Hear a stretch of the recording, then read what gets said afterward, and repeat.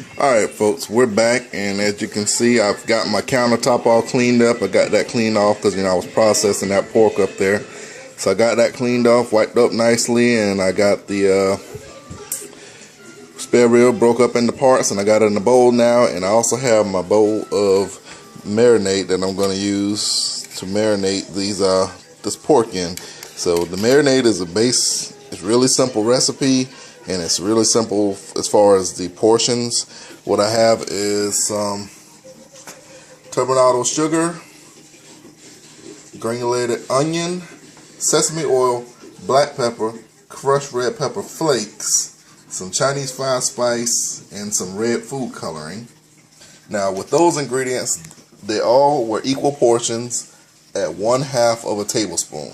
So use 1/2 of a tablespoon of each of those. And then my wet ingredients, I have some hoisin sauce, some pure honey, and some tamari soy sauce. I like the tamari because it's a lot stronger, more concentrated. You don't have to use as much. So if you don't have the tamari, you're going to have to increase the amount of soy sauce to taste. But with these three, I also use equal portions of 1/3 of a cup. So a 1/2 teaspoon of those ingredients and 1/3 of a cup of those ingredients. Mixed it all together, and I ended up with this. So now, all I'm going to do next is take this and just pour it into the bowl.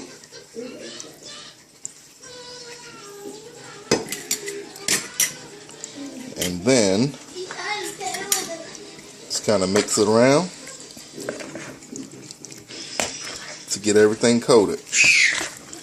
You can use a spoon, use tongs, whatever you got. Just even your hand if you want to. But you're just going to mix that around until all those pork pieces are nice and covered in this red, delicious sauce.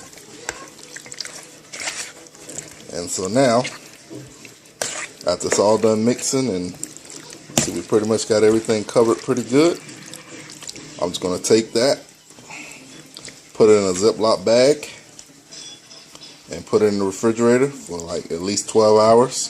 But like I said, it'll probably be later in the afternoon when I cook this, so it'll probably be more in that 16, 18 hour range. I'm not sure, but it'll go a minimum of 12 hours. So there you have it. Next time you see this, we'll be putting it on the grill. Alright folks, welcome back. This is the next part of the Asian style spare ribs, the Asian red ribs. So as you can see, the ribs have been marinating, and they've soaked up all of that marinade real nicely. So they're good and marinated all the way to the bone. So what I'm going to do now is get ready to put them on the rack. I don't have your regular rack that will allow the meat to just kind of sit on the wire rack and get more open air contact, but I'm going to be using this one here. It'll do the same thing that I needed to do, except it had a little more contact. Inside of there, I put some water because I want that water to steam up and try to keep that oven moist and keep that meat moist while it's cooking. So I'm just going to place these ribs on this rack, and then I'm going to slide them in the oven. I had the oven preheated at 350 or 375 actually, and I'm just going to put them in there. They'll cook for about an hour. I'll check them about 30 minutes in. For the smaller pieces should probably be done, and then the rest of the pieces with the bones will take a little bit longer. So next time you see it, they'll be right up and ready to go in the oven. And there you have it.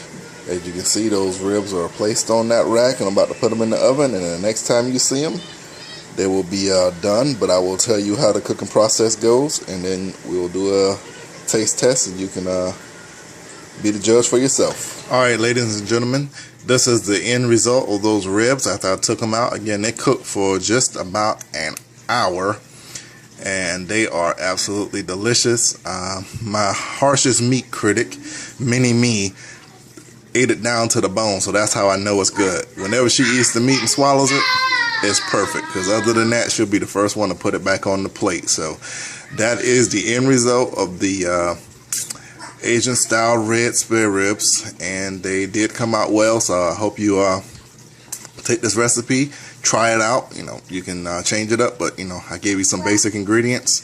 Give it a shot. I think you'll really enjoy it if you like Asian food.